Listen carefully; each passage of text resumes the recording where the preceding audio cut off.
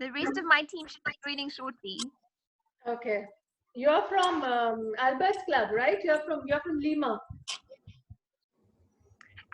Christy, I'm from Zimbabwe. I work with Oh, SIFO. yeah, she's from Zimbabwe. Oh, you are with the Zafuta Foundation. Okay. Yes, that's right. I'm one of the people that's working with the isolation center setup. Okay. Alright, Yeah, nice okay. to meet you. Welcome, Very good. welcome. Thank you. Where is C4 like? He should be coming online any minute. We were all at different locations this afternoon. So he said he would be coming on from the hospital. Yeah, okay.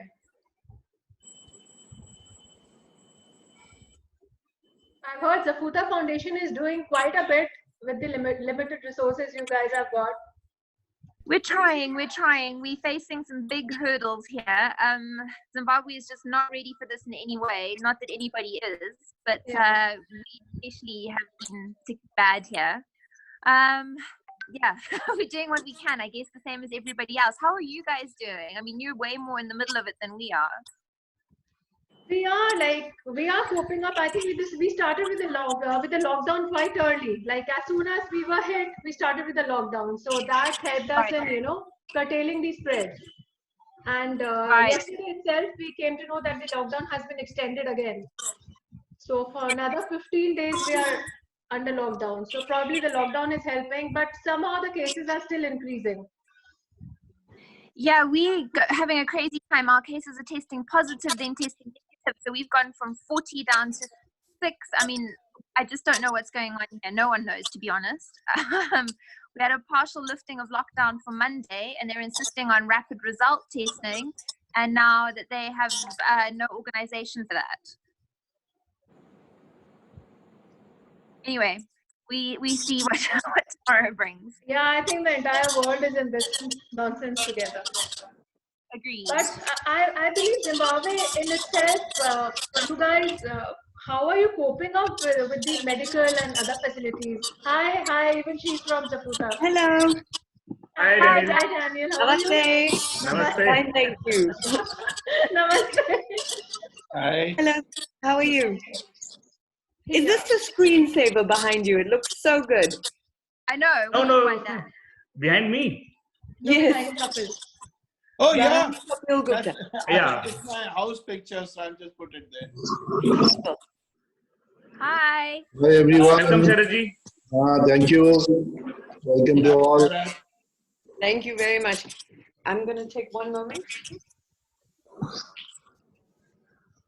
So, Christy, how are you guys managing with the medical thing, like masks and PPE equipment and everything? It's really tough. Danny's going to give you a good overview from the Jafuta side, but basically we have zero access to anything at this stage. There's no flights coming in. There's no equipment available locally. We're really struggling.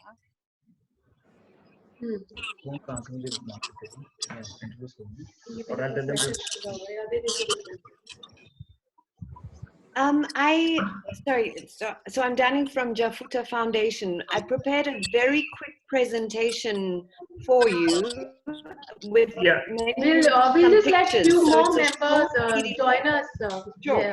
Sure. So this is a technical question, actually. So I have this, it's a short 9-page PDF.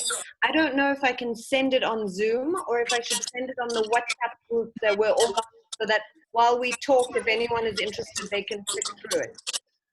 Well, you can share. You can send it on WhatsApp group, and we can share it to our members here in India. Okay, I'll do that. I put it together very quickly just for this discussion. Okay. But so what I'm going to do is the flow of the meeting is I'll be introducing my club. I'll be introducing the guests who are there, and then we have our district governor also with us in this meeting. So I'll be giving a slot to my district governor too. He'll be speaking for 2 minutes. And then I'll be talking about my club. I've made a small PPT about what we are doing in India. After that, then I'll be requesting the 4 clubs which are joining us to briefly describe about how they are doing their part, or Rotary is doing in their country, about the COVID-19 crisis and what they are doing in it. And then we can flow the meeting that way. Then we'll have a small question and answer session. Excellent. Yeah. So I'll send it by WhatsApp. So I'll give you time for Zafuta Foundation. I'll give you that slot in between. Sure. Thank you. We're here to observe and listen and share our experience, but we're really just grateful that you wanted to include us, and we'll sit back until called. So just all the members are joining in slowly. So it'll take another, I guess, 5 minutes more before we'll wait for under 5 minutes.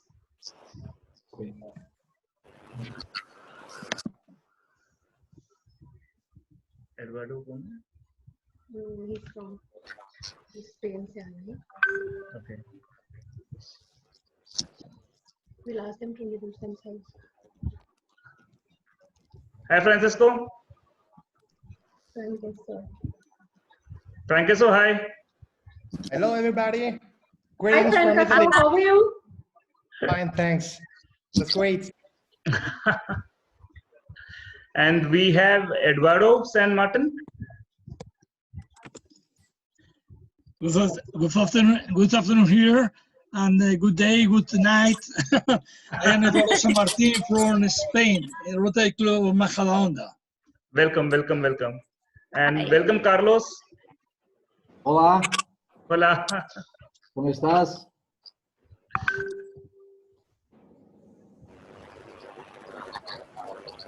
So we'll... Muy bien, Brasil. José Carlos, Ambet es el que organiza, Ok, Yeah. Albert. pero él habla solo inglés. Sí, sí. Hi. Yes. Hi. Hi.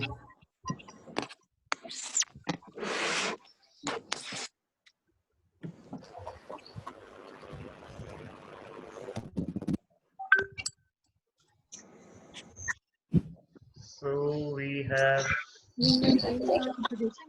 Yeah. So we have just been joined by our district governor, Deepak Gupta ji. Welcome, Gupta ji. Good evening, everybody. Good evening to people in India, and good morning to people in other places, and maybe a very, very delayed good night to everybody else who are in other countries. So I know this is a different time zone. So thank you very much for calling me. Hi, how are you all? Hi, Kapil, how are you doing? Fine. Hi, Bharat, how are you doing? I see Sharath also. He has left, is it? I believe he's got disconnected. He was there. He is disconnected. Yeah, he's joining back. So, Carlos, do you know Antonio also? Carlos? Carlos? Hola. Hi, Carlos. I am here. Deepak Gupta, the district governor of this area. Do you know Antonio? Okay.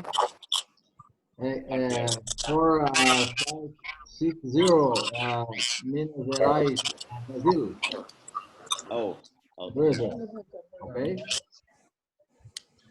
Carlos, he's asking whether you know Antonio. Antonio. Antonio. He is from Brazil only. Ok. Alberto, tradúzame. No, Francesco, ¿puedes ayudarnos en la traducción a... Sí. Están preguntándole a José Carlos si conoce... Pero ¿cómo lo puedo ayudar? No. José Carlos es de Brasil. Le han preguntado si conoce a... Como él estuvo en la India, están que le preguntan si conoce a un... Capil le está preguntando. Traduza. Usted de la India. José Carlos, que está hablando ahorita. 4.360 en conferencia en Goa. Desde enero. Ok. Anthony. We start with the introduction and start with Albert. While we are waiting for everyone, can we have a small introduction by each one of you, one by one? Like I'll start with Albert. Yes. So everybody else can mute and unmute when your turn comes, please. It'll be a good idea. So Albert, can you just introduce yourself? Carmen Quispe speak. A ver, Carmen. Albert, can you introduce yourself? Okay. My name is Albert Olivas, from Lima, Peru, Rotary Club, Lima Nueva Era. But okay. And can we have Daniel Connolly? Can you introduce yourself, please? Hello, my name is Danielle Connolly. Am I muted or unmuted? Unmuted. Unmuted, thank you. I'm the Outreach Director of Jafuta Foundation here in Victoria Falls, Zimbabwe. Thank you. Thank you. Zimbabwe? Okay. Okay. And Francesco? Yes, I am Francesco Pagretti from Italy, Rotary Club Bologna, and nice to join you. Thank you. Thank you. And Eduardo? Francesco, su country? Yeah.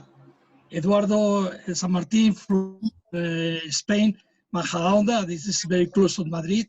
And I am a member of Majadahonda Club, and I was director of Rotary some years ago. Oh, okay. Welcome, welcome. Jose Maria? Hi, I'm Jose Bailem. I'm the current president of the Rotary Club of the Mediterranean. I'm based also in Spain, in Alicante, Spain. Welcome. I have Christy. Hi, everybody. My name is Christy Brookstein, and I work with Danny at Jafuta Foundation in Zimbabwe. Welcome, welcome. We have Gail Van. Hi, everyone. Great to meet you all. This is very exciting. I'm also with Jafuta Foundation, based in Victoria Falls, Zimbabwe. Welcome. Gabus. Thank you.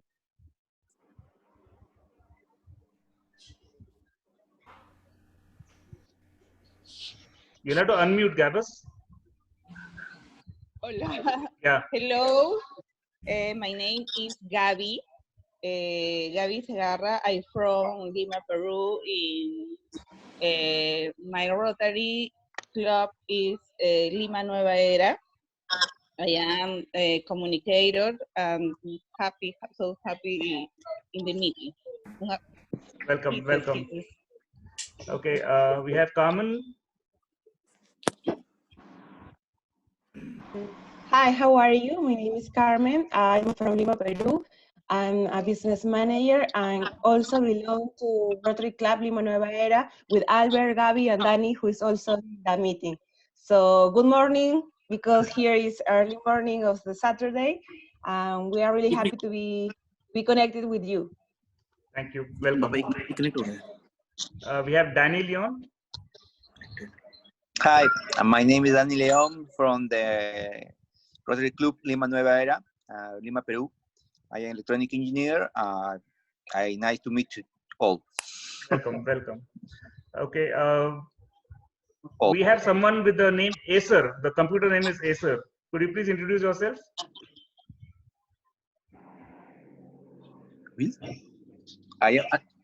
No. For me, I don't. No, not you, Danny, not you. Okay. Is he there one?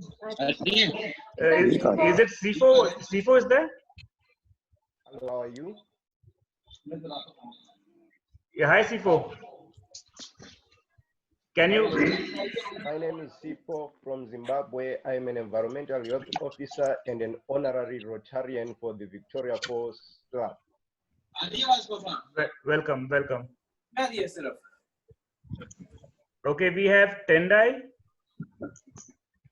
Hi, everybody. My name is Tendai. I'm with the Rotary Club in Victoria Falls.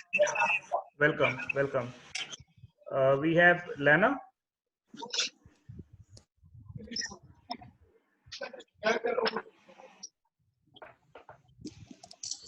Hello, everybody. I'm Eliana Medina. My short name is Lana, and I am from Rotary Club Lima Nueva Era. Nice to meet you. Welcome. So I guess now we have good participants now. So shall I commence the meeting now? We also have Silveira Dantas. Please introduce yourself. Bom dia a todos, tudo bem? Good morning. Morning. Morning. Distrito 4560. Brasil.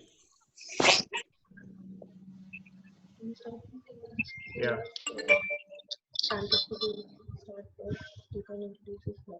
No, I'll start. There's a DG and there's Carlos, right?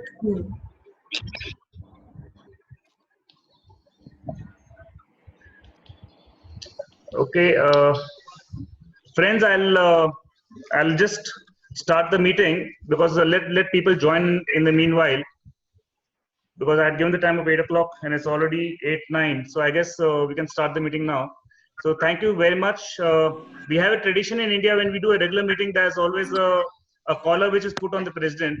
So I'll just ask my better half during the lockdown to just put the caller, so the calling can be happening. Thank you. So that's a tradition that we have here. So, and welcome all. Namaste to everyone. Welcome to this third virtual regular meeting of Delhi Ashoka. And I'm very happy and proud to have my district governor joining me on this meeting. Welcome, Deepak Gupta ji. I'm really happy that you took my invitation and you consented to join the meeting. Thank you so much. So I've just put a small PPT for this meeting. So I'll just share my screen. Just a moment.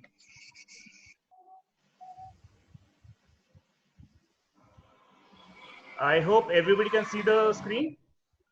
Yeah. Yes. So friends, firstly, I'd like to welcome the 4 Rotary clubs from different parts of the world who consented to be part of this small meeting where we can actually discuss about how Rotary has been active in serving humanity to combat this COVID-19 pandemic. I welcome the Rotary Club of Lima, Rotary Club of Victoria Falls, Rotary E-Club del Mediterraneo from Spain, and Rotary Club Bologna from Italy. Welcome all, and I'm really happy to have you all on board. And that's a namaste to everyone from India. Thank you.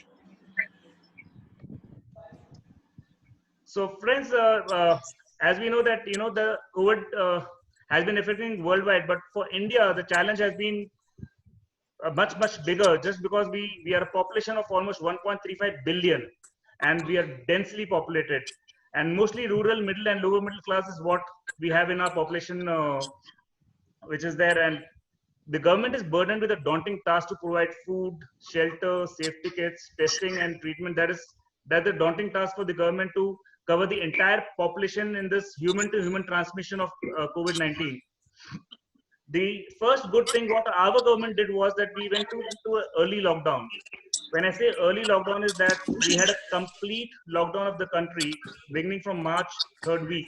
And we are still in lockdown. And we are going to be in lockdown till May 17th. Can I request everyone to be muted, please, so that we can quickly do this presentation? Abhik, you can mute everybody. Actually, I'm on a share screen right now, so I'll have to stop it and then go back. Okay. I hope I'm not too fast when I'm speaking to my international friends. Though the slide is self-explanatory. Speak a bit slowly. Speak. Okay, I'll speak slowly. Thank you. So as I was saying, India being a populous nation, the challenges are very different. The population mix in India is mostly rural, middle and lower middle class. Now, the burden with the government was to provide, during the lockdown, to provide food, shelter, safety kits, testing of the population, whether they are affected with COVID-19 or not, and the treatment. We are into a very long extended lockdown now from March 3rd week to May 17. The country is in entire lockdown. there is no public transport in our country, which is going to be functional till May 17th now. The effect of lockdown in India has been joblessness, which I guess is across the world, economic disturbance, and there's a social security scare now. The worst hit in India are the daily wages, migrant laborers, skilled and semi-skilled service professionals. Now, this entire lockdown has brought into a paralyzed socio-economic activity, which by default has converted into a major humanitarian crisis now. So this is where, as Rotarians, as Rotary, we step in, that what little bit we can do to ensure that we help our governments, we help our fellow people within our societies, within our immediate neighborhood, so that we can put some contribution from our side for them. So this is how my club, my district is doing. We have done food donation drives to daily wages and migrant workers. Our member Arshana Gupta, Anil Gupta has donated $330,000 to PM Care Fund and ISKCON. That's a huge amount. We have contributed majorly into our district's overall contribution to Rotary for the Rotary's aim.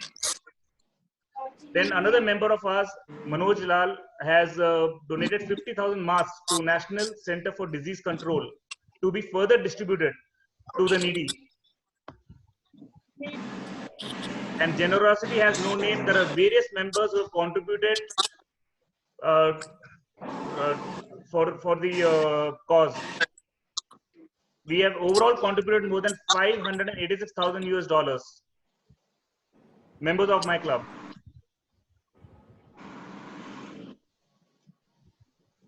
Friends, I would like to also say that my club and has been spearheading the WINS projects.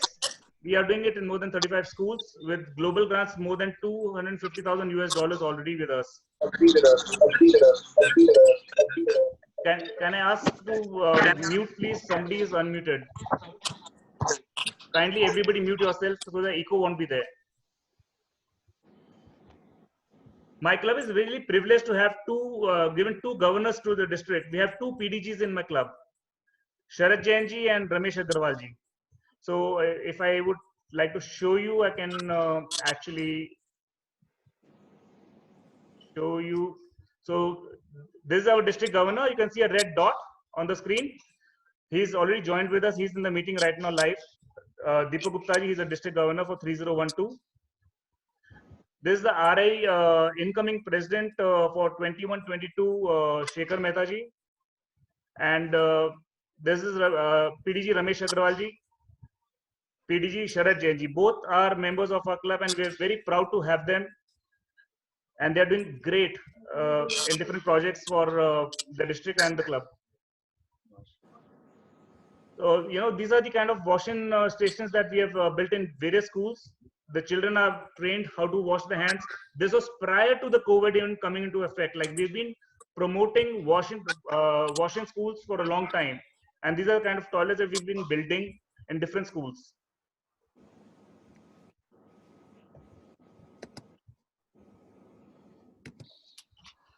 Our district has been in action, and thanks to DG Deepak Gupta and First Lady Reena Gupta ji, they've been quite proactive. They have been motivating every club in our district to do a lot during this COVID-19 crisis. You can see the small snapshots and the snippets and the photographs in the slide. Like every club in the district has been personally motivated by Deepak Gupta ji to actually serve humanity in whatever way they can, be it food, distribution of safety kits, donation to the government, helping the government agencies, every activity. I'm really proud to have such a dynamic DG in our district.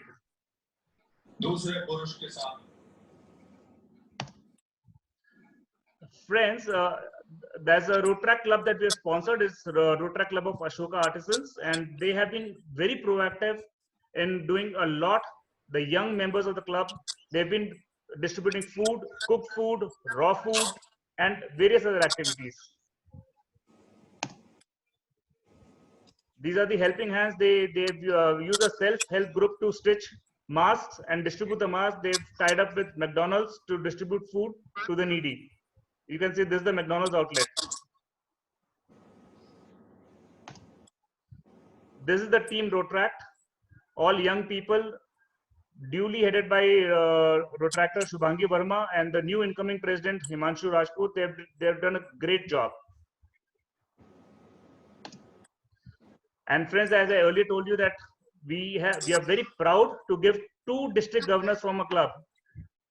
PDG Ramesh Agarwal ji and PDG Sharad Jain ji. I know Sharad Jain ji is live with us right now, and Ramesh Agarwal ji will be joining us within some time. So the 2 stalwarts who lead and guide our club always. We are very proud to have them.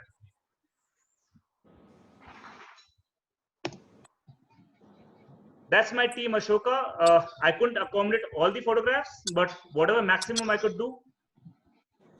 Bright people, young people, and always forthcoming to help whenever they're called for. Always forthcoming. And friends, I really want to thank my better half, Mohita Khemkar, because she's the one who actually contacted each one of you. And she's the one who put the meeting together. I really want to thank her. The real credit goes to her. So I personally want to clap for her actually.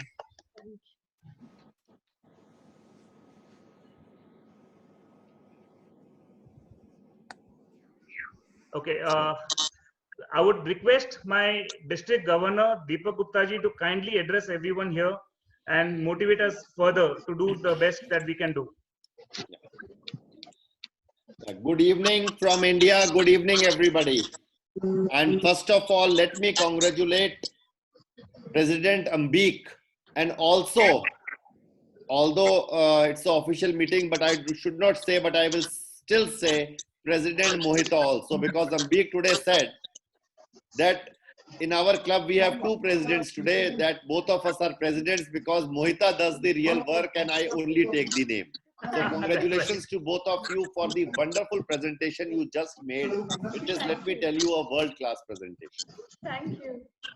And thank you for all the international presidents, clubs from all over the world, other people from the foundations. I can also see a DGN here. And yes, Sharath, who is our past district governor. I'm really happy to see you all here. And thank you for inviting me to such a wonderful meeting.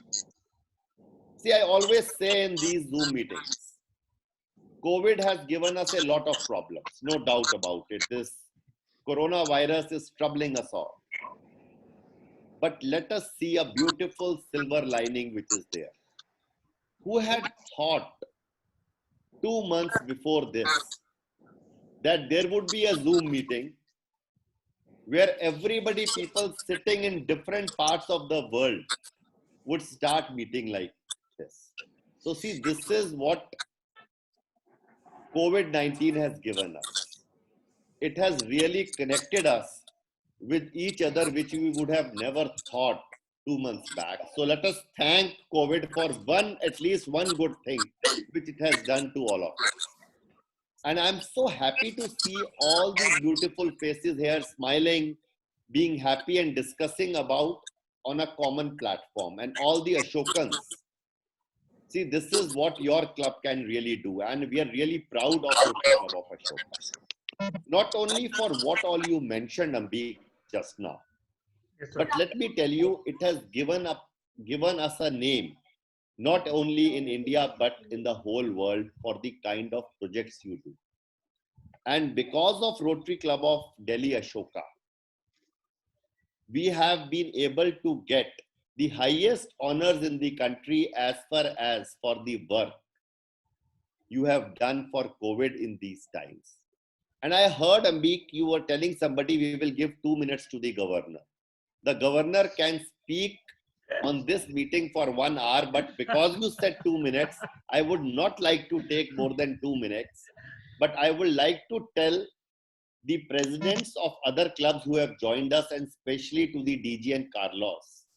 Although I think Carlos is not very good at understanding our language, but anyways, I would like to convey everybody that this year, our district has done 7 global grants with people in Brazil, Mexico, Italy, and other countries. So we have done a lot of grants with District 4563 and District 4621. So really internationality of Rotary and Rotary connecting the whole world has really come forward this year by District 3012. Not taking much of your time, I would like to just end with the congratulations to Ambik and Mohita and whole of Rotary Club of Delhi, Ashoka, for organizing such a wonderful meeting. You have given a new concept to us that let's connect this way through Zoom and let's all become more connected and a better world. Thank you very much. Thank you. Thank you. Thank Thank you you. so much, Deepak Gupta ji. Thank you so much. In fact, it was, Mohita's idea of the Rotary Connects the World, the theme. So why not use that theme and have a Zoom meeting on it? So she took the effort on that. Thank you so much. Now, actually, I request my 4 participating clubs, my international clubs. So can I first request Rotary Club of Lima Nueva, if you could please, the president can come forward and speak for 5 minutes maybe, and explain to us how COVID is affecting you. What exactly are you doing? Yes, please, Carmen. Okay, we prepare a small presentation. I will try to share. Please. So I'm speaking in behalf of Albert, who is the president of our club, Lima Nueva Era. I want to check with you if you are already watching the screen. Yeah. Yep. So I will put this in presentation mode. Okay. So first of all, I want to share some info about Peru. So Peru, we have only 30 million people of population in all the country, but in Lima, who is the capital of the country, we have 30% of that population concentrated in just one city, that is Lima. We have 10 million people just in Lima. Peru were the first country in Latin America who take really strict measures about coronavirus. We start our lockdown on March 16. So we were the first country in this part of the world, even if we have at that time only few cases. But our Peruvian government decided to be strict and cancel all the classes and all the meetings and start with the quarantine time but this date, because we know that we have a poor healthcare system. So we were trying to avoid a massive contagious time. Talking about our club, so we are Rotary Club Lima Nueva Era. We have 9 years since we've been found, and we have different kind of members. We have 8 active members and 3 honorary members for now. So we are recruiting new members for our club. If you are interested to participate as honorary anytime you want. The first thing that we try to do is support the campaign Stay Home on social media with the logos of Rotary. Here are 3 examples of the people who is also participating in this meeting. So it's Albert, Eliana, and Gabi, who have this information in their Facebook profiles, and different Rotarians of our district have also this campaign, support this campaign. If I am speaking too fast, or maybe if you are not understanding me at all. No, it's completely fine. We are able to understand you. Okay, please just let me know. Yeah. Other thing is, like, we were the first country in Latin America to start the lockdown and these strict measures. Not all our populations understand at that time what was the COVID. They didn't understand what was a quarantine. They didn't understand to whom communicate in case you have some idea, if they didn't know how to communicate to the government, if they have the symptoms, they didn't know which one were the symptoms. So we are starting to do a lot of communication through our social media about this important information. We posted on Facebook and in Instagram. We are proud to say that in our district, in our Rotary district, we are the Rotary Club who has more followers in this social media. So we were trying to support not only our Rotarian friends, but also all the friends who follow our Facebook or Instagram with this information, like where to call, what are the symptoms, what to do to wash your hands and everything. Also, as a club, we organize virtual meetings since this started, and also talks with speakers related to COVID. For example, we have a talk about the correct use of masks. We have a speaker who is a Rotarian member of our club, who was also, he belongs to the healthcare system. We had a meeting about what happened with the pets if during the quarantine and with the COVID. For example, if you can have take your dog to a walk or not, or what you can have when you come back. We also have motivation speakers, like the best antidote against excuses and different, so to support and also try to have a good behavior during quarantine. As a donation, we are a small Rotary Club, as you've seen, but we were working with a population of Ventanilla, who is a really poor district here in Lima.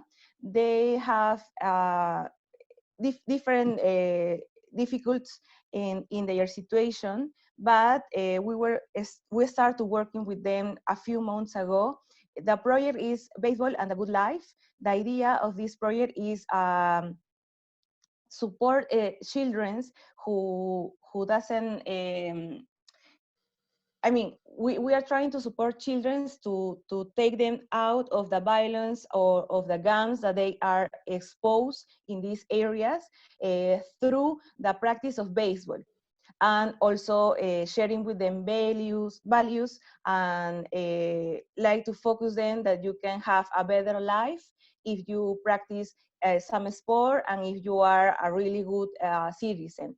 So why baseball? Because it's a sport where you don't have like a physical contact to create some rivalry. And in these families, we are talking about around 20 families that they don't have resources. They are, normally they don't have a formal job. That is something that I wanted to mention. Like less than 50% our economic active population are formal, and the other percent are informal. What means informal? Informal means that they don't have a job contract. That means that they are not in a payroll, they don't have benefits, and they have a day-per-day economic activity. So they need to go to the streets. These quarantines is affecting them really because they don't have any savings, they don't have any money, they don't have something to support them. So because we are really close to these families, we try to arrange like a donation campaign of food baskets for these families in Ventanilla.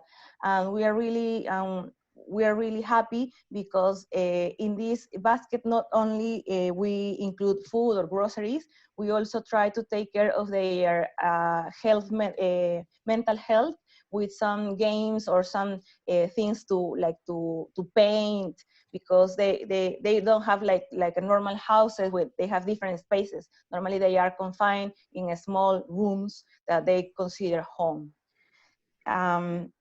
The next activity is Rotary Club Lima Nueva Era and different Rotary clubs of our district joined to the district governor of Rotary 4455 Rotary district to have a massive donation of masks to Peruvian government, also to healthcare sector.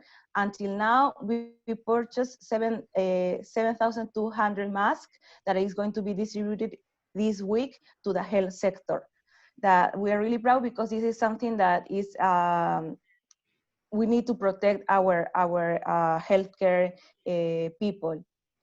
Other campaigns that we are working on by different Rotary clubs and also the governor is the donation of biosecurity equipment for Peruvian government also. This is ongoing, though we are trying to make quotations and to do the purchase because here we import this kind of equipment. We don't produce it here.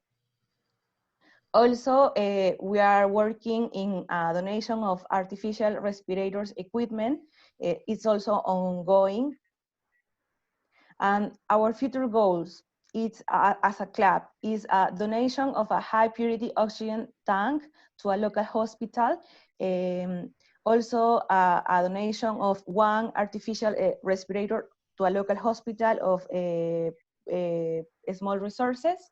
And as I mentioned before, in general, in Peru, we have a lot of informal workers. So we're working, or we're trying to design a project where educate and train them in different aspects to have incomings to your home, but be safe through quarantine or lockdown in case this extends to more weeks. So this is all.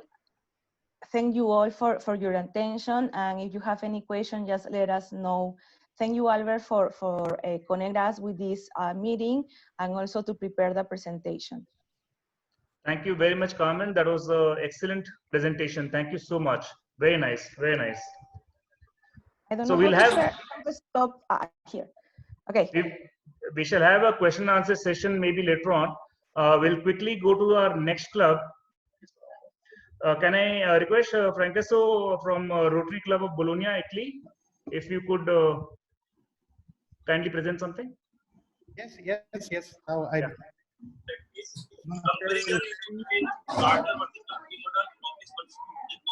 There's an echo.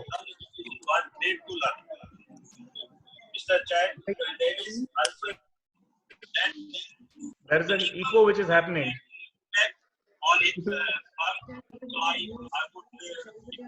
Once, let me put everyone on mute, and I'll unmute you, Francesco.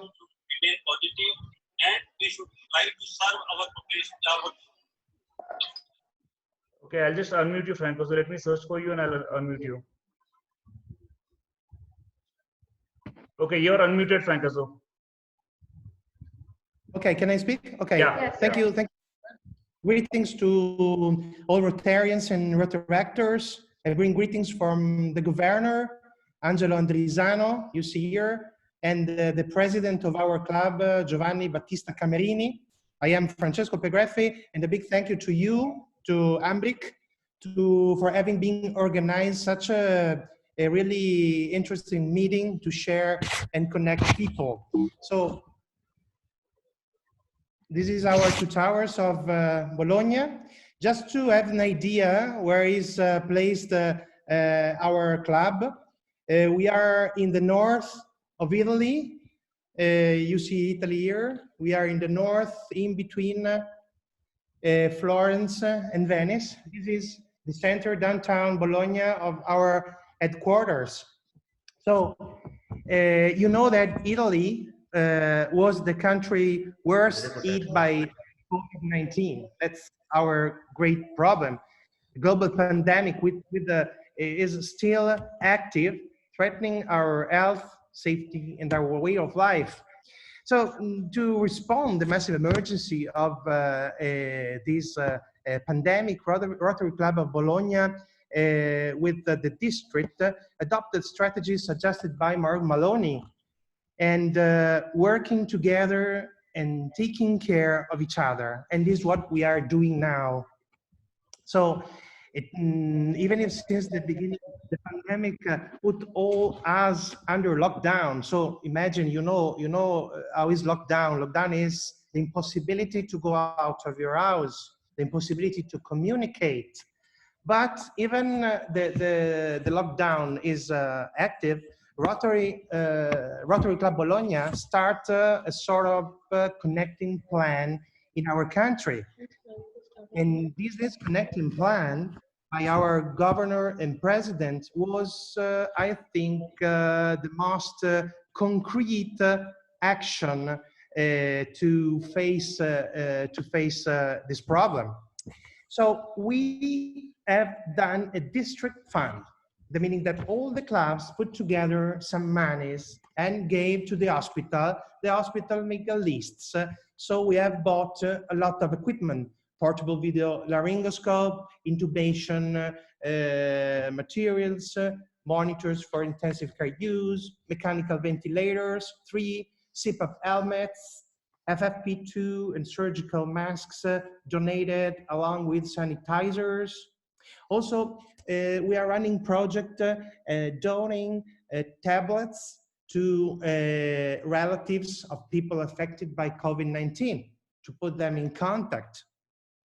So portable ultrasound machine, because you know that the diagnosis of COVID is very well done using an ultrasounds, portable ultrasounds. And also our club donated 3 intensive care beds. So the first thing we have done, in line of what Maloney said, is to facilitate the participation of our members. So we did a group of Rotarians very comfortable with technology, and they start calling all the members and start instructing, start transferring know-how to those members who are not that confident with technology. So we have to obtain more participation on virtual meeting. Yes, because we do virtual meeting instead of face-to-face meeting. This is a point. So in line with Mark Maloney, together we are united to stay safe, but also to help other people to stay safe. We have donated masks, gloves, sanitizers, and all the disinfectants. This is what we have donated. You see on the left side bed, also the echographer, also the helmets, the mechanical ventilators.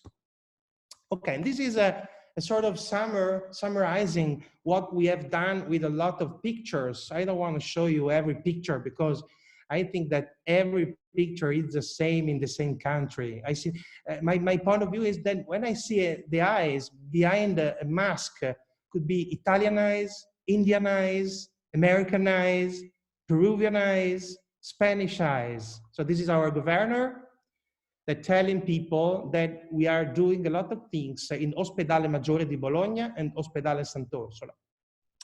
So I think this is a spirit of a Rotary in the world. This is a very interesting picture. This is a Lamborghini. Everybody knows this luxury car, and you have to know this is something very curious. The Lamborghini stopped the production and turned the production into masks. You see the orange color that it's typical of Lamborghini cars. That's to give a sign that they are close to people, that they are suffering in the hospital. Also Ferrari, you see, the big luxury car that now is collaborating in constructed ventilators. That's a sign of units. So I thank you very much, really, because I think is a place in which we can share ideas, connect people, and do something really, really good. Thank you. Excellent presentation, Francisco. It was amazing to see a lot of work being done by your district, your club. And the Lamborghini example was a fantastic one, that from cars to masks and ventilators, that is actually the sign of unity. Absolutely, no doubt, no doubt. Can I request Rotary E-Club del Mediterráneo from Spain, if you could please present? Hi, yes. In our club, we are an E-Club, so we only meet online, and we conducted a very interesting project. In Spain, as you know, we had about 25,000 people died from coronavirus. It has been one of the countries with the highest incidence of this pandemic. So it's been quite terrible, the situation. No? And for us, our main concern has been all people who live in retirement homes, who live alone at home, and during this period at home, they couldn't meet other people. They suffer loneliness more than anyone else. No, mostly widows, people who live alone. No, and for this we created a project. We had a project which is a project to combat loneliness. No? The project consists. We created a phone call center, and then we gave the funds to we shared funds with retirement homes, with town halls, with the social services of town halls, with all people associations, so that they could share our funds to these people who are alone at home, and they could call us and we could talk to them 20 minutes, 30 minutes, whatever they need, no? Just to talk about whatever they want, no? Mostly to talk about informal things like food, like what they are eating, what they are watching on TV. It's just this kind of talk, just to make people forget about the situation, the terrible situation we are living now, in which many people are dying, especially old people. No? And this is our main project. No? This project started in my club, in the club of the Mediterranean. And we had 33 clubs of District 2003 with volunteers in this project. We have more than 200 Rotarians volunteer for this project. And we also have extended the project to the other 2 districts in Spain. That is the District 2201, the District of Eduardo, and also the District 2202. And moreover, we have 2 districts in Mexico who are also copying our project. The project, as I say, is just to set up phone numbers, so all people, lonely people, not only all, but mostly all people who live alone could talk to us, and we could provide some psychological help to them. Besides this, in Spain, we had some projects. For instance, we bought more than 100,000 masks, but this is a district project. No, we are buying medical equipment for hospitals, for retirement homes, but this is mostly at the district level. No, this is something. But in our club, as I say, our main project has been this project to help people who live alone. It's a problem with almost no cost, very cheap, but also very useful for the people who receive this service. No? We are getting like 100 calls per day. It's something, so we are helping many people. No? We are helping many people who are alone, who are at home. They feel, some of them, depressed, and we not only give them this conversation service, but also if they have some special need, some psychological assistance, we refer them to some professionals, no? From the town halls, from social services. We refer them in case in which they need more specialized help. Excellent, excellent. That's a great initiative to actually establishing phone lines for the elderly people or the lonely people, and that's a fantastic thing to do. Actually, congratulations. That's a fantastic project to do. I would request from Victoria Falls, CFO or President Farai, could you please address the gathering, please? CFO? Hi. Yeah, hi. Good afternoon. Right, we are going to hand over to Tendai. She's going to be the speaker on behalf of Victoria Falls Club. Okay, okay. Please. Hello, everybody. My name is Tendai. I'm the current assistant governor for Vic Falls, Livingstone, and Wange clubs under District 9 to 10 in Victoria Falls, Zimbabwe. My apologies on behalf of President Farai. He had prepared a presentation, but something came up at work and then he had to go and attend. So I have to stand in for him briefly. So what the club has currently been doing is supporting the VicForce task force that has already been brought up into the town that is working towards mobilization of resources for the hospitals. They have been working on the building of resuscitation of some units at the hospital. So I'll hand over to the ladies from Jafuta Foundation. I think I saw Danny and Christy have joined in on the meeting. What we as a club have been doing in support of these efforts, we have been collecting food parcels from the Rotarians and depositing them at the food collection points. The reason why we have concentrated on food is the main economic activity in this town is the tourism. So when the world shut down flights into this town, it meant that a lot of people have gone out of work. And for a lot of the citizens in this town, it's a hand job. Your taxi drivers, vendors, and pretty much everybody live from what they make today to survive tomorrow. So it meant that not being able to produce any income today, tomorrow you already have no food, literally. So the food problem is a major problem for us. As far as the disease, across the country, we have reported 36 cases, 4 deaths so far. So we have been fortunate that the disease itself has not really yet taken root. Fingers crossed it stays like that. Measures are being put in place. People have been in lockdown since the 30th of November, of March.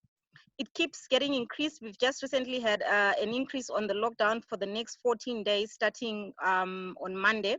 So we are hoping that these efforts will contain the disease, and then we can then deal with the rest of the other problems that come from not being economically functional at this point in time. So I'll hand over to one of the ladies from Jafuta Foundation, who are essentially behind the VicForce COVID-19 task force. Yeah, please, from Jafuta Foundation. Thank you very much. Thanks for the introduction, Tendai, and also for setting the scene for what has happened in Victoria Falls and how as a community we've responded. In fact, we were quite lucky in that sense that in Africa in general, we were several months behind the events taking place in the rest of the world. And this gave us an opportunity to take heed of what was happening and to start to prepare ourselves.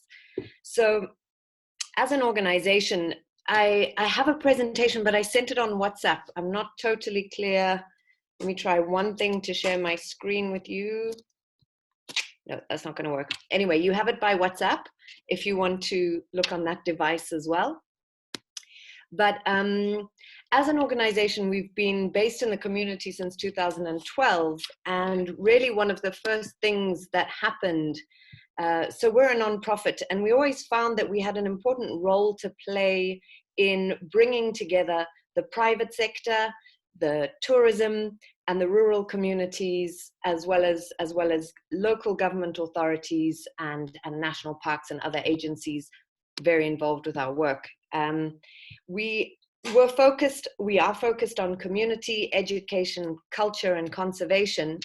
But in response to this, we've also narrowed in that focus. We've gained a reputation we take zero costs for any kind of administration. So all money that is raised goes straight to the project. And that has gained us a lot of trust with our donors and the communities, which meant that when this hit, we were in a good position to start catalyzing those relationships, reaching out to funders and bringing and channeling that towards what was most necessary.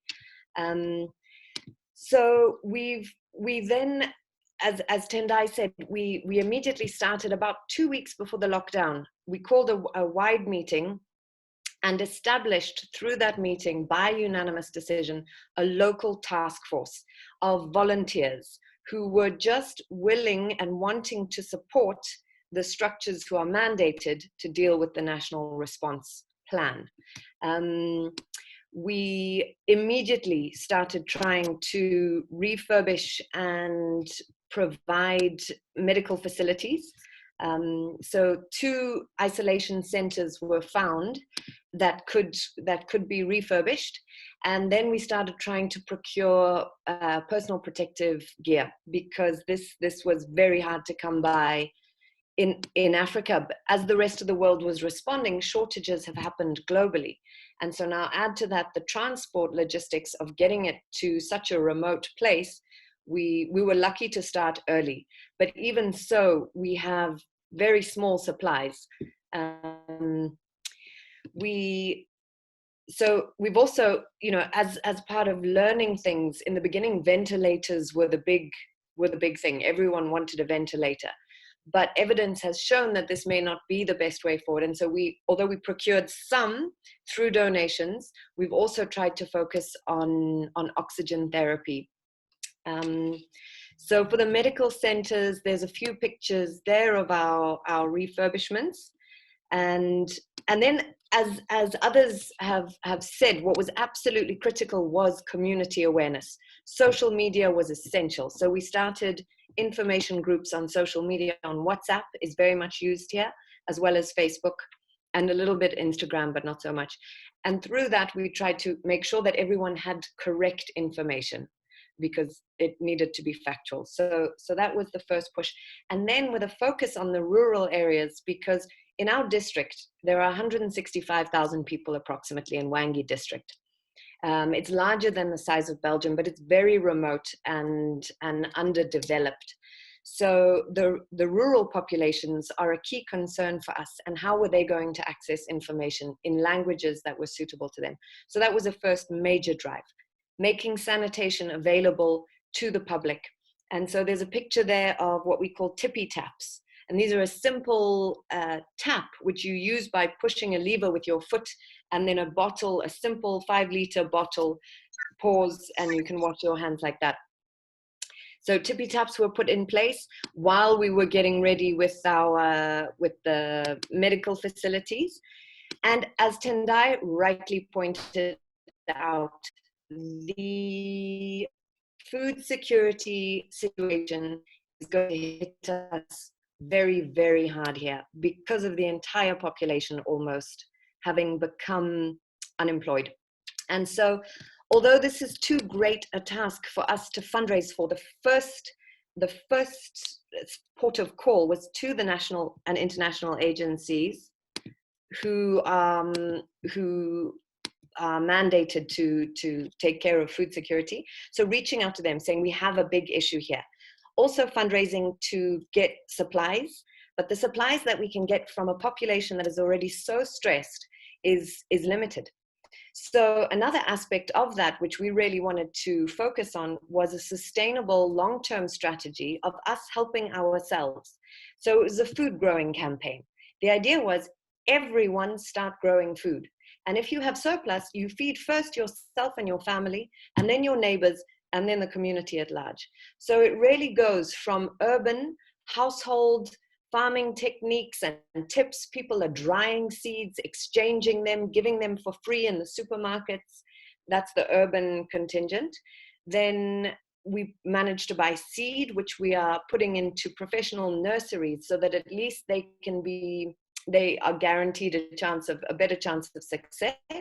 And then we've engaged with schools and rural community gardens. So once their fields are ready, and as long as they have access to water, then we can provide the seedlings and they can start to grow. Where that food will go, as long as we have people who are being fed, then they are not a future burden on the system, in the sense that we don't need to take care of them further down the line. So the food growing initiative has spread widely, and it's generated so much community support and engagement, and people from all sectors are really getting on board with that. You see some pictures there of a nursery, which in fact was this picture of the seedlings is thanks to the Rotarian president Farai at the Victoria Falls Hotel. And these are seed beds at Victoria Falls Hotel that are being well taken care of. There is one of our campaigns on Facebook, and you see a lady in a rural community garden using a tippy tap to wash her hands. The then a few volunteer projects, because people were under lockdown and have a lot of free time. So we wanted to engage them in positive actions. These are ongoing projects of Jafuta, but we kind of remodeled them for the situation of lockdown.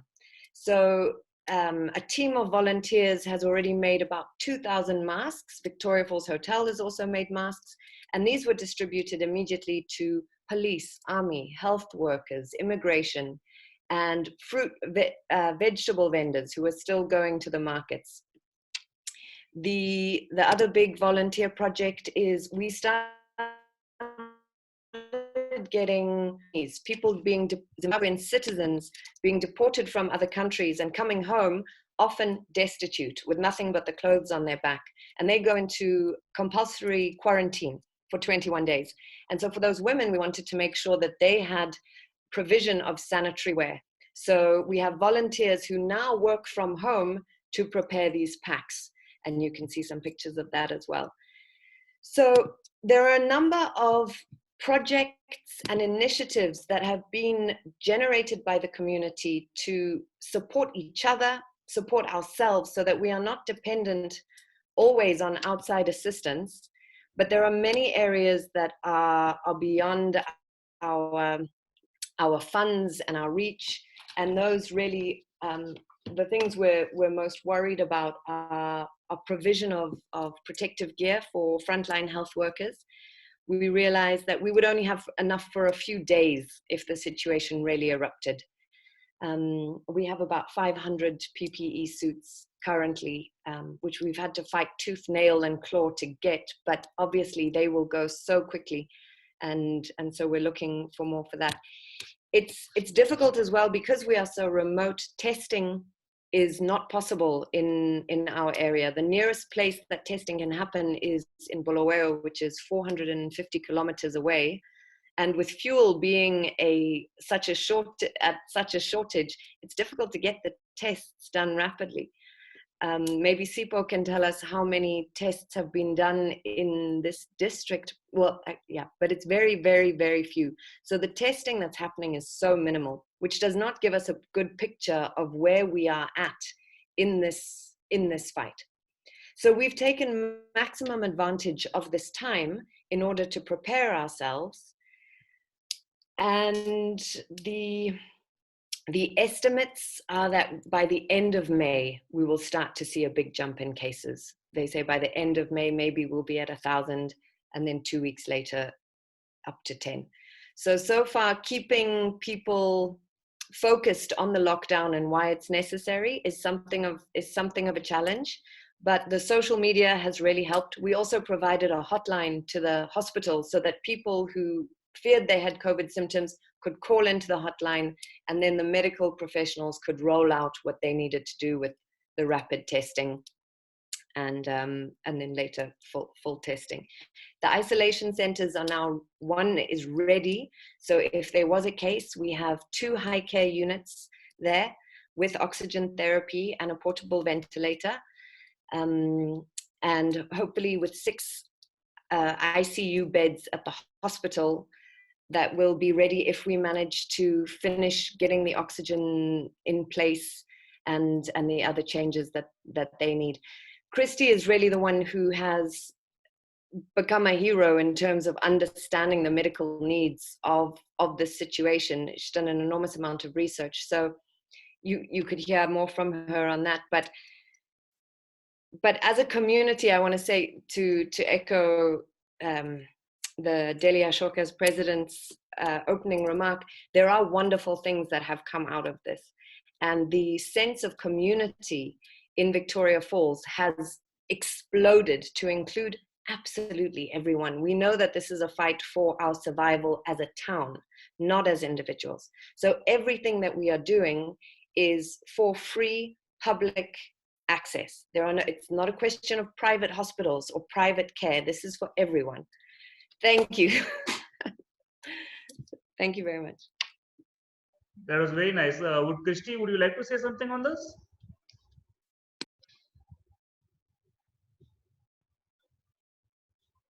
Sorry, I'm with my phone at the same time taking notes. basically, I've sort of focused on the isolation side simply because we had absolutely nothing. We were expected as a district to send anybody who became infected with COVID-19 to Bulawayo, the city that Danny mentioned, which, she said, is 450 kilometers away. And I quickly realized that that was just not viable and was not going to happen. So we've managed to work very well with our medical team here in Victoria Falls and identified 2 buildings. One is private and one belongs to government. And we have been working on them, luckily, with donated construction work.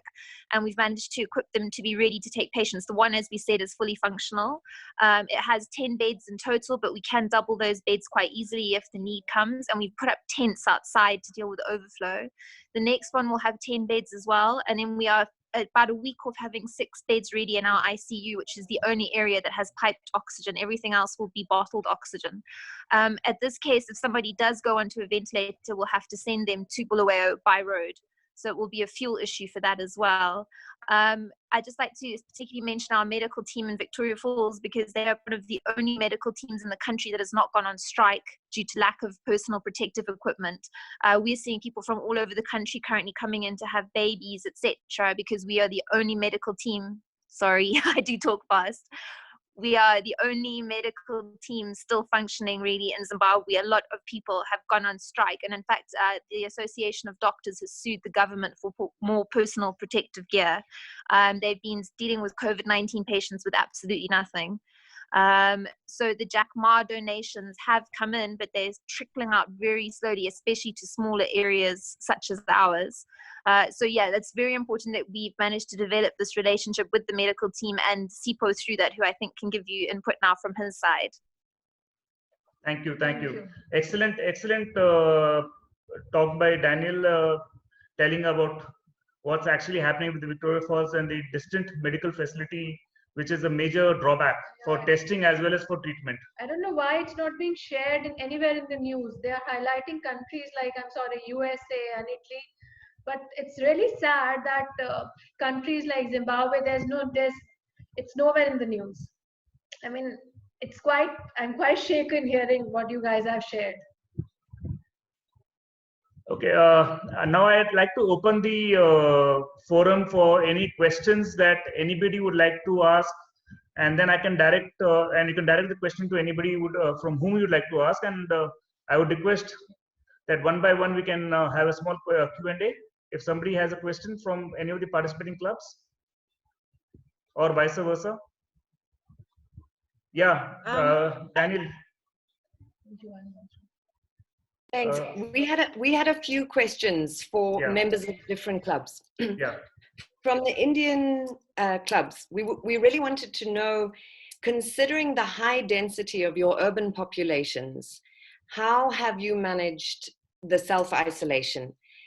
Also, you have a very high rural population. Now, obviously, network and connection is better there, so you were able to maybe get information to them more quickly. But in terms of access to medical care and even information on how to deal with the pandemic from the rural areas, how has that been dealt with? I would request, Italy, we wanted to ask about the ongoing psychological impacts, especially for the health workers, and what kind of community support can be provided, do you think, for those? I really enjoyed the presentation from Spain, talking about the hotline. It's incredible. You say hundreds of calls per day. Yeah. That's so huge. I would request Sharat Jain ji to answer your question from the Indian side, please. Hi, Daniel. Firstly, thank you for a great presentation. I think all of us are quite impressed. Now, coming to your question, how did we manage both the rural and the urban side? I think one of the basic things in India which helped the situation, first one was the lockdowns, which were simultaneously imposed all across the country, starting somewhere in March. And I think that's worked quite effectively in cutting down community transmissions. The other was to stop the public transport, both within the cities as well as across the country. So there are no trains operating, all flights were cancelled, all the buses have been, cancelled. There's still very strict border controls at the states for entry and exit. And I think this has really helped in terms of not letting the disease spread to the rural areas. Also, Indian cities have very large migrant rural populations who come for work.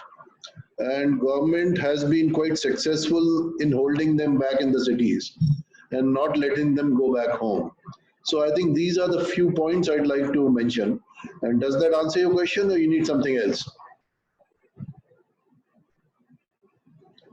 Thank you very much for your inputs. Maybe about how people are handling isolation when they are many people in one small home. Here we have sometimes 10 people in a 1 or 2 bedroomed house. Good. So we have from the same family. We do have similar problems. I think what government is trying to do is just to isolate areas where there is disease. So you can't really handle this much beyond a point, because eventually people have to stay somewhere.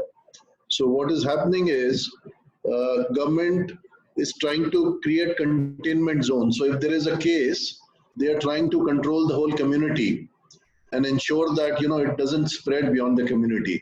But this problem is real, and I don't think there's any solution to it. Thanks. Have I answered you? Thank you. Okay, I believe I can see some raised hands.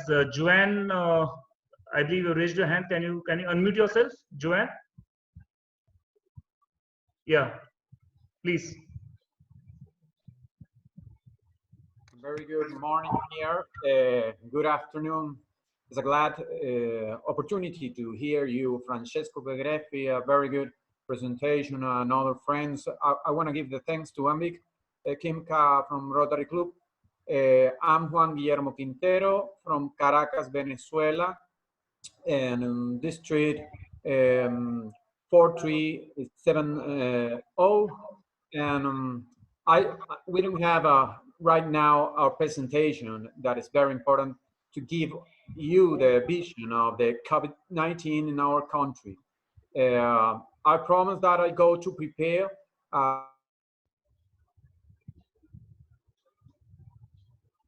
Joanne, we just lost you. The political situation that Caracas and Venezuela are crossing now.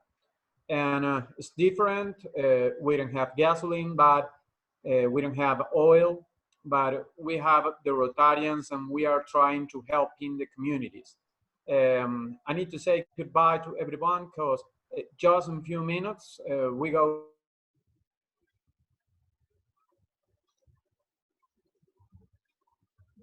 We have lost your voice, Joanne. To the supermarket to buy or for eat. For this reason, I celebrate this very special moment to have a contact with the Rotary Club of your Rotary Club. And I want to know if these meetings are periodical, if are all the time the same, the Saturdays. Well, it's not periodical, but we certainly wish to have such meetings regularly now. So we'll be inviting you whenever it's there. We'll keep inviting you. Well, nice to meet you to everyone. Keep them safe and be Rotarians. Be Rotarians all the time to help in the communities. I'm very glad to see you and to contact. From Rotary Club El Peñón in Caracas, Venezuela. Stay safe. Thank you, Joanne. I believe Tendai wants to speak something. Tendai, you raise your hand, please. I wanted to respond to Ambek, who asked, surprisingly, we are not seeing anything in the media concerning Zimbabwe and the challenges that we're facing. I think it's mainly because it's not so much the disease itself at the moment that we are dealing with. And that's what the world is looking at, the number of infections, number of deaths and stuff like that. But we are having a consequence of the problems that we already had that are now being magnified by the impact of the disease on the rest of the world and effectively on us as well. So that's, I think the focus is not so much on what we are going through at the moment, but on what the disease, the numbers, the statistics. So in terms of those numbers, we won't be featuring on the news for a while, and it is my real hope that it stays that way. But the impact itself is way beyond. I mean, yes, we have explained it, but I don't think we can really capture it and put it into perspective properly, because it is, yeah.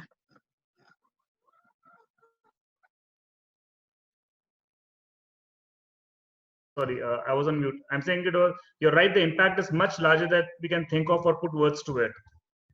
And there's the coming days will show even in India like what's going to happen. Okay, I'll request Shubhangi, the current president of Rotary Club. If she's there, can you please unmute yourself and can you please share some thoughts? Shubhangi? Good evening, sir. Yes, I am here. Yeah, please. Good evening to all. So, yes, in this situation, our club is doing number of donation drives. We are including women from bastis, also from underprivileged areas, to do some entrepreneurial activity, in terms that we are creating entrepreneurial opportunity for them, so that they can try to create some income in this time. And we have already served more than 3,200 people right now. We are doing food drives continuously every day. We are distributing food, masks, and that's how the club is handling. So I'll just again introduce Shubhangi. She is the president of the Rotary Club that is sponsored by our club. She is a very dynamic president, and we have a very equal dynamic incoming president in our Rotary Club. They've been doing a great job as youngsters, and they've been distributing masks, food, both cooked and uncooked food, to all the migrant laborers and the displaced workers, the daily wagers. And it's a great job, Shubhangi. We are very proud of you. It's a good job done. And I would request one of my members, Pawan Chaddaji, to speak a few words, please, about the Arogya app too. Pawan Chaddaji. I just wanted to mention that the government of India has introduced, a COVID-19 specific, this thing app for all mobile phone users. And as of today, at least 100 million people have uploaded this app, which is called the Arogya Setu, which is actually dedicated to the COVID-19. So on this app, we have to upload our symptoms. So they ask you questions about the symptoms, whether you have cough, you have cold, or you have fever, and whatever symptoms you say genuinely, then they tell you whether you are affected by this thing or not. Secondly, as an example, in my area, there was a positive case about 600 meters as the crow flies from my residence. So on this app, we can come to know, they inform us that about 600 meters from my house, there is a risk area, which is because of the positive case that they have detected. So that makes us aware that we, somewhere in our surroundings, there are people who are with positive, although they have been quarantined and they are in the hospital or wherever they are. But we have become, they make us aware of the, all the cases around our area. And this is at least 100 million people have already got this every day. So this is a big source, of controlling the thing in India. At least that is courtesy government of India. Yeah, that's a fantastic thing to mention, Pavanji. So friends, actually this initiative was by the government of India itself. And as rightly told by him, like the population in India has been requested to download the app, and through the app you can come to know if you are in a vicinity of anybody who's affected by COVID-19. It actually geofences you and lets you know, like in the areas that you visit, and where you're going, if there is any positive cases there, and if you've got in contact with anybody who's got a COVID-19. So you're pre-warned. So this is a good way of contact tracing actually, and it's a big initiative by the government of India, and it's highly successful. So in any other member, guest who would like to speak something, ask something, maybe from India, from anywhere, kindly raise your hand so that I can see it. Anybody? Any questions by anybody?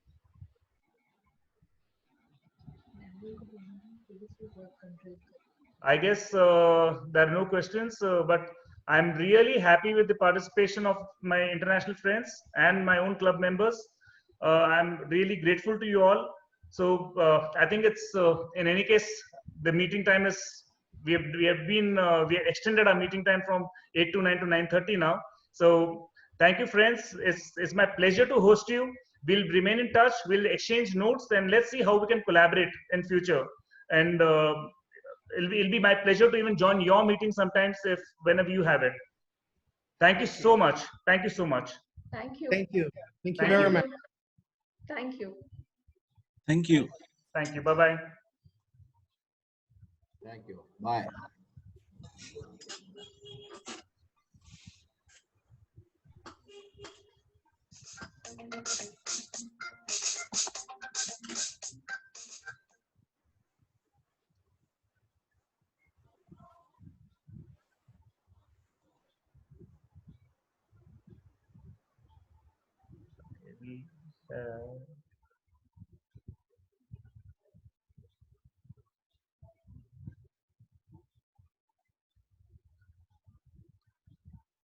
And